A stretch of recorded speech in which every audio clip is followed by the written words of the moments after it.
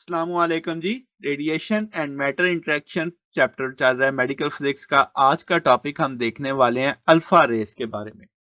आज हम देखेंगे range energy relationship alpha rays के बारे में और एनर्जी ट्रांसफॉर्मेशन किस फार्मूले के तहत होती है। तो अल्फा रेस क्या है? अल्फा रेस आइडेंटिकल है हीलियम न्यूक्लियस पे, जो कि आपके पास 2 प्रोटॉन और 2 न्यूट्रॉन्स पे मुश्तमिल होता है। अब बुनियादी तौर पे हैवी और अनस्टेबल न्यूक्लियाइज में से ये निकलता है, यानी अल्फा पार्टिकल जैसे यूरेनियम है, रेडियम है, पोलोनियम है। अगर हम अल्फा पार्टिकल्स की करेक्टरिस्टिक्स की बात करें तो रेस्ट मास इसका जो होता है 6.64 10 रेज पर -27 kg। अगर एटॉमिक मास यूनिट की लैंग्वेज में बात करें तो 4.0015 U, और अगर एनर्जी की लैंग्वेज में बात करें तो 3727.4 मेगा इलेक्ट्रॉन वोल्ट ओवर सी स्क्वायर। चार्ज की बात करें तो +2 चार्ज है 3.204 10 रेज़ पावर -19 कूलम। स्पिन इसकी 0 होती है। Typical energy 4 to 9 mega electron volt के साथ ये निकलता है। अब इंटरेक्शन कैरेक्टरिस्टिक्स की बात करें तो अल्फा पार्टिकल एक हैवीएस्ट और सबसे हाईली चार्ज पार्टिकल हैं जो किसी यानी डिके में निकलते हैं। उनकी इंटरेक्शन की खास कुछ खूबियां, ये मोनो एनर्जेटिक होते हैं, यानी जब अल्फा पार्टिकल निकलता है तो वो डिस्क्रीट एनर्जी, एक मखसूस अमाउंट ऑफ एनर्जी लेके निकलता है। ये एनर्जी जो रिलीज होती है क्यू वैल्यू हम कहेंगे शेयर होती है अल्फा पार्टिकल और रिकॉइल न्यूक्लियस में। अब चूंकि रिकॉइल न्यूक्लियस बहुत ज्यादा हैवी होता है अल्फा पार्टिकल की निस्बत, तो वो इंतहाई टाइनी फ्रैक्शन शेयर करता है। तो इसका मतलब नियरली बाकिया निकलने वाली एनर्जी सारी की सारी कौन ले जाता है? अल्फा पार्टिकल ले जाता है काइनेटिक एनर्जी के तौर पे। तो हम कहते हैं ये मोनो एनर्जेटिक होता है डिके की वजह से।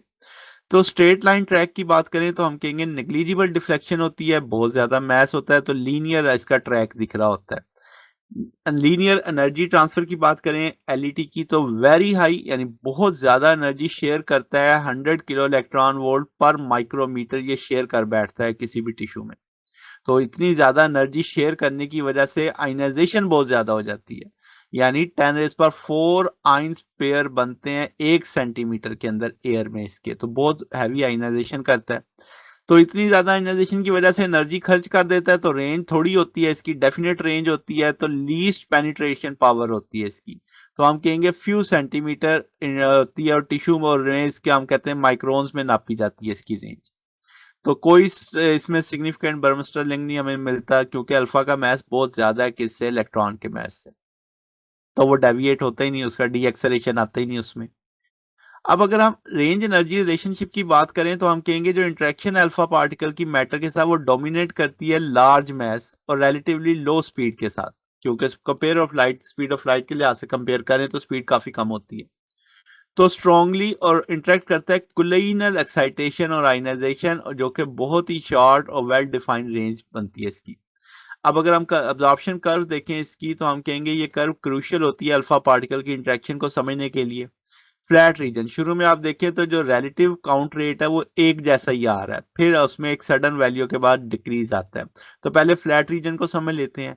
चूंकि मोनो एनर्जेटिक है, हैवी है, तो एसेंशियली स्ट्रेट लाइन में चलेंगे, तो इनकी जो अब्जॉर्बर थिकनेस है वो इंक्रीज कर जाती है, यानी कि आपको इमीडिएटली ये स्टॉप नहीं होते, यूनिफॉर्मली रिड्यूस करते हैं एनर्जी। जैसे जैसे अल्फा पार्टिकल पास करता है वो तमाम एनर्जी लूज करते हैं एट द सेम रेट। ये भी नहीं कि किसी ने ज्यादा लूज कर दी किसी ने कम लूज कर दी, एक ही रेट से लूज कर रहे हैं। तो नंबर ऑफ पार्टिकल जो डिटेक्ट करते हैं वो नियरली सेम रहते हैं, क्योंकि सब एक जैसी एनर्जी एक साथ छोड़ रहे होते हैं, और कोई एनर्जी जब रुक जाते हैं जब उनकी एनर्जी खत्म हो जाती है। अब एकदम ड्रॉप आता है। ड्रॉप क्यों आया? क्योंकि जो ऑब्जॉर्बर थिकनेस है वो अप्रोच कर जाती है रेंज ऑफ अल्फा पार्टिकल के, और पार्टिकल के पास अब कोई एनर्जी होती नहीं कि फर्दर पेनिट्रेट कर सके। तो काउंट रेट एकदम शार्पली ड्रॉप करता है और मैक्सिमम वैल्यू से वो 0 पे चला जाता है। तो हम कहेंगे स्मॉल इंक्रीज इन थिकनेस से भी, जरा से भी बढ़ेगी तो फौरन ड्रॉप आ जाएगा उसमें। अब आपको एंड पे ये थोड़ी सी स्ट्रैगलिंग दिखाई दे रही है, ये क्या है जी? क्योंकि परफेक्टली वर्टिकल नहीं है, थोड़ा सा बेंड है, तो हम कहेंगे ये स्ट्रैगलिंग की वजह से है। जो स्टैटिस्टिकल फ्लक्चुएशन होता है एनर्जी लॉस की वजह से, स्कैटरिंग की वजह से, हर alpha particle exact same of amount of number of collision नहीं ले पाता या लूज नहीं कर पाता, तो थोड़ा सा फर्क पड़ता है। तो हम कहेंगे स्मॉल स्प्रेड आता है उनकी रेंज के अंदर। तो मीन रेंज हम किसे डिफाइन करेंगे, तो एवरेज डिस्टेंस जो अल्फा पार्टिकल ट्रेवल करता है रेस्ट पे आने से पहले, तो हम कहेंगे 50% पॉइंट ऑफ अब्जॉर्प्शन कर्व होता है, यानी कि वो पॉइंट जिस पे काउंट रेट ड्रॉप करता है उसका हाफ। एक्सप्लोरेटेड रेंज क्या होता है, तो ऑपरेशनल डेफिनेशन हम ये कहेंगे कि एक्सट्रापोलेटिंग होगा steep linear portion of the absorption curve down to the zero count slightly larger than the mean range.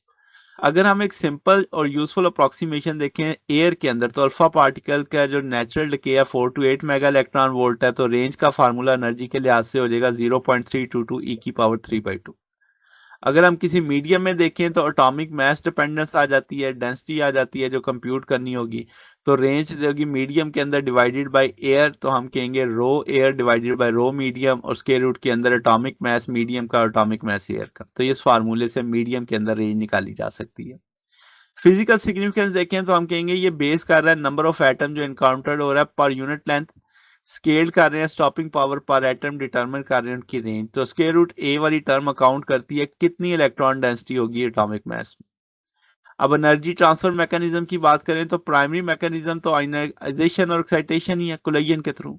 तो कूलिम कुलियन जो होती है ऑर्बिटल इलेक्ट्रॉन के साथ, जब अल्फा पार्टिकल उसको अनडिफ्लेक्ट रहता है क्योंकि बहुत हैवी होता है, तो ये स्मॉल फ्रैक्शन ऑफ एनर्जी देता है लाइटर न्यूट्रॉन को, वो इतनी होती है कि उसे बाहर निकाल देती है। अब पार्टिकल कंटिन्यूसली अपने पाथ पे जाता जा रहा है और उसकी एनर्जी कम होती जा रही है, तो हम कहेंगे जो ट्रांसफर एनर्जी है आयनाइजिंग पार्टिकल की वो निकाली जा सकती है। तो यहाँ पे डेल्टा ई आ जाएगा 2k होल स्केयर me(a²v²).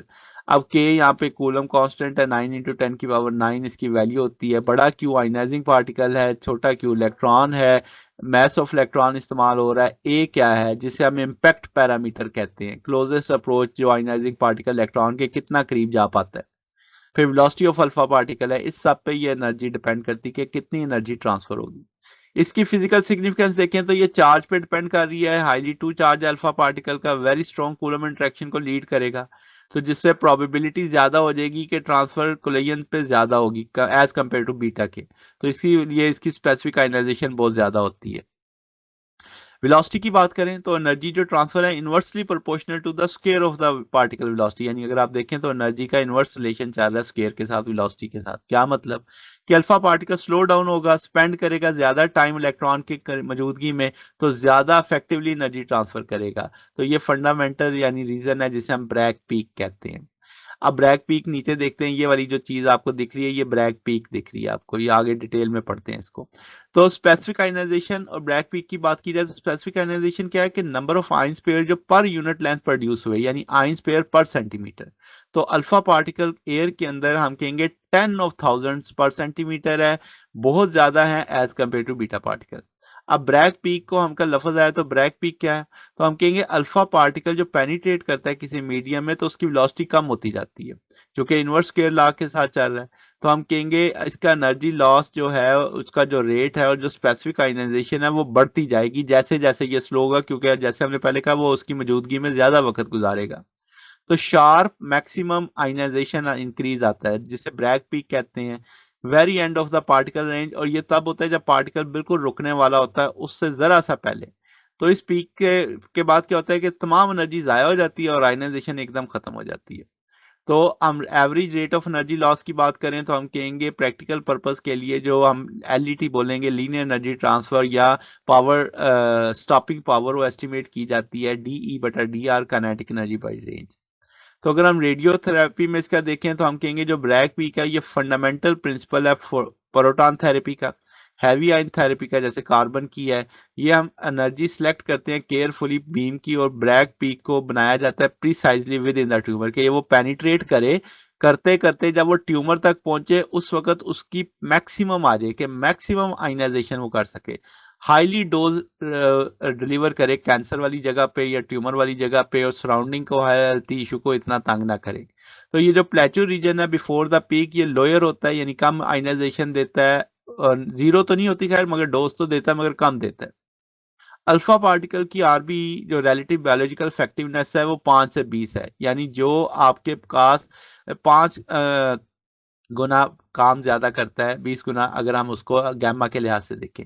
तो मोर बायोलॉजिकल डैमेज करता है per unit absorb dose gamma rays के लिहाज से। गैमा की आरबी 1 होती है, तो गैमा के मुकाबले में 5 से 20 गुना ज्यादा डैमेजिंग होता है ये। तो ये हमारे पास सोल्यूशन है। अगर आपको इसमें कोई बात पूछनी हो, डाउट हो, नीचे कमेंट्स में पूछ सकते हैं। वीडियो अच्छी लगी हो, वीडियो को लाइक कीजिएगा, दोस्तों के साथ शेयर कीजिएगा, चैनल को सब्सक्राइब कर दीजिएगा। अब तक के लिए इतना ही, बाकी इंशाल्लाह नेक्स्ट देखेंगे। ओके, अल्लाह हाफिज।